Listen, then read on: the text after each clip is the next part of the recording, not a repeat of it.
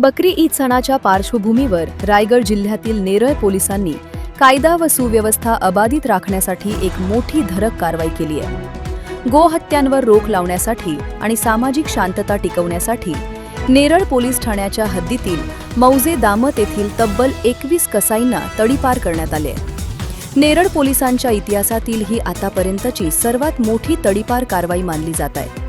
संबंधित व्यक्तींवर यापूर्वी विविध प्रकारचे गुन्हे दाखल असून सणाच्या काळात कोणताही अनुचित प्रकार घडू नये यासाठी कर्जतचे प्रांताधिकारी प्रकाश संकपार आणि नेरळ पोलीस ठाण्याचे वरिष्ठ पोलीस निरीक्षक राहुल वरोटे यांच्या मार्गदर्शनाखाली ही धडक मोहीम राबवण्यात आली। या कारवाईमुळे अवैध कत्तल आणि बेकायदेशीर वाहतूक करणाऱ्यांचे धाबे दणाणले आहेत। दरम्यान संवेदनशील भागांमध्ये पोलिसांनी गस्त वाढवली असून नागरिकांनी कोणत्याही अफवांवर विश्वास न ठेवता शांतता व सलोखा राखावा असे आवाहन पोलीस प्रशासनाकडून करण्यात आले आहे।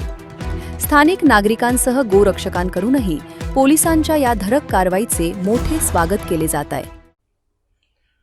महाराष्ट्रात येणाऱ्या बकरी ईदच्या निमित्ताने गोवंशाची कत्तल थांबवण्याच्या उद्देशाने कर्जत तालुक्यातील नेरळजवळील दामत गावातील सराईत 21 कसाईंची तडीपारी नेरळ पोलीस स्टेशनचे कर्तव्यदक्ष अधिकारी राहुलजी वरोटे आणि कर्जतचे प्रांतसाहेब यांच्या माध्यमातून झालेली आहे। मी सर्व गोरक्षक गोप्रेमींच्या वतीने त्यांचे मनपूर्वक आभार व्यक्त करतो।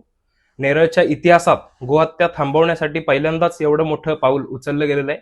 या निमित्ताने सर्व गोरक्षकांमध्ये आनंदाचं वातावरण आहे आणि येणाऱ्या काळात असाच वारंवार सराईत गुन्हेगारी करणाऱ्या कसायांवर महाराष्ट्र राज्याचे मुख्यमंत्री देवेंद्रजी फडणवीस यांनी सभागृहात सांगितल्याप्रमाणे आपण MPID ची कारवाई करून कायमची गोहत्या या विभागातून बंद कराल अशी अपेक्षा या निमित्ताने व्यक्त करतो। जनोदय करिता गणेश पवार, कर्जत।